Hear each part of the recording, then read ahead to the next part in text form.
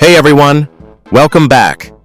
Before we jump in, if you haven't already, smash that subscribe button and share this episode with someone who needs to hear this truth. Today we're talking about something that's going to flip everything you learned in health class upside down. What if I told you that grains, yes, those healthy whole grains we've been told to eat our entire lives, might actually be terrible for you? I know. It sounds crazy. Your nutritionist says eat them. The food pyramid is built on them. But what if all of that is wrong? After years of research and personal experience, I've come to a shocking conclusion. There's really no good reason to eat grains at all. Zero. None. And in the next few minutes, I'm going to show you exactly why. Stay with me, because this could change your health forever.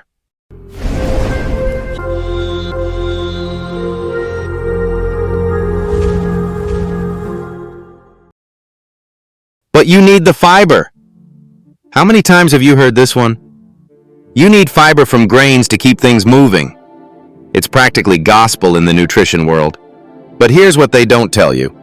Some studies suggest that grain fiber can actually have harmful effects on your gastrointestinal tract. Picture this: fiber scraping against the cells lining your intestines, causing tiny ruptures. Doesn't sound so healthy now, does it? Researchers claim this increases lubricating mucus levels, which theoretically is a good thing. But do we really want that friction and rupture happening inside us? I'm not convinced. And if you suffer from irritable bowel syndrome, or IBS, that extra mucus can be an absolute nightmare.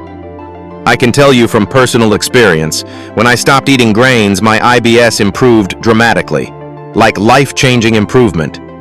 If you're skeptical about fiber, I highly recommend checking out Konstantin Monastyrsky's website, Fiber Menace. It's eye-opening stuff. And here's the kicker: you don't need grains for fiber anyway. There's plenty of fiber in vegetables, leafy greens, and fruits, all without those nasty side effects. But you need the vitamins and minerals.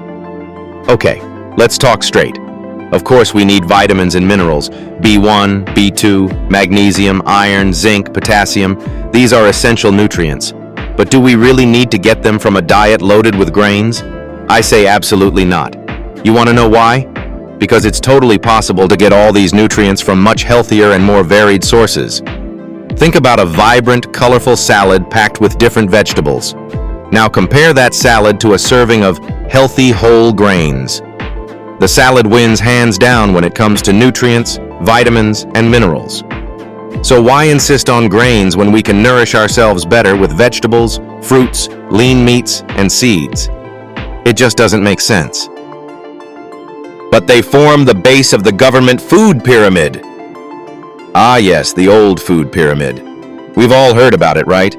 But just because the government says grains should form the base of our diet doesn't mean it's ideal for our health. In fact, this recommendation is more myth than absolute truth. Conventional wisdom needs to be constantly questioned and revised. If we simply accept what we're told without critical thinking, we lose the chance to improve our health and well-being. This is why, when it comes to following a paleo or low-carb diet, grains are at the top of the list of foods to avoid. The real issue with grains. Grains are typical Neolithic foods, a relatively recent era in human evolution. Our Paleolithic ancestors didn't eat grains, and our bodies didn't evolve to digest them efficiently. Grains entered the picture with the agricultural revolution about 10,000 years ago. They were practical, easy to plant, harvest, and store. But practical doesn't mean healthy. Grains are loaded with anti-nutrients, substances that can interfere with the absorption of essential nutrients and cause digestive problems. Plus, most grains consumed today go through industrial processes that make them even less nutritious and more harmful to health. So what's the bottom line here? When it comes to healthy eating, it's better to focus on real food: vegetables, fruits, meats, seeds, and healthy fats. Grains, with all their problems, simply don't compare to these more nutritious and natural options. Toxic anti-nutrients? Let's break this down.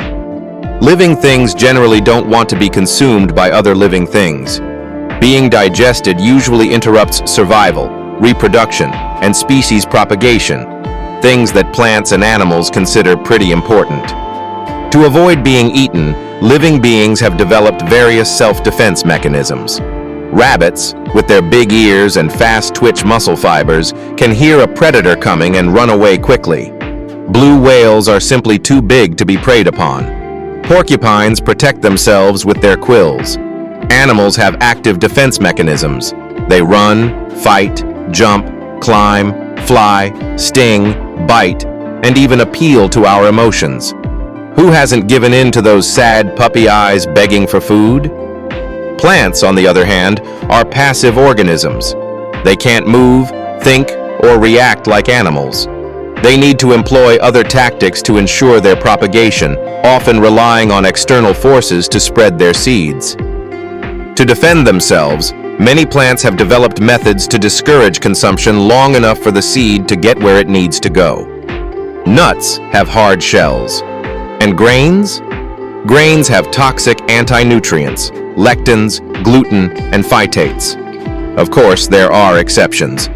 Fruits are delicious and nutritious, encouraging animals to eat them and subsequently deposit the seeds in fertile soil. Fruit seeds are indigestible and pass intact through the digestive tract, fulfilling their propagation purpose. Why humans can't handle grains? Some animals are clearly adapted to consume grains. Birds, rodents, and some insects can handle the anti-nutrients. Humans, however, cannot. If grains represented a significant part of our ancestral diet, maybe it would be different. Some of us can digest dairy, and we have the enzyme amylase in our saliva that helps break down starches. But we simply don't have the necessary mechanisms to deal with the harmful effects of lectins, gluten, and phytates. The terrible trio: lectins, gluten, and phytates. Lectins.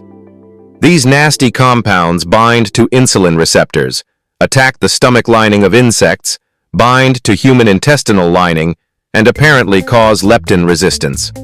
Leptin resistance worsens metabolic syndrome characteristics, independent of obesity. Fun, right? Not. Gluten.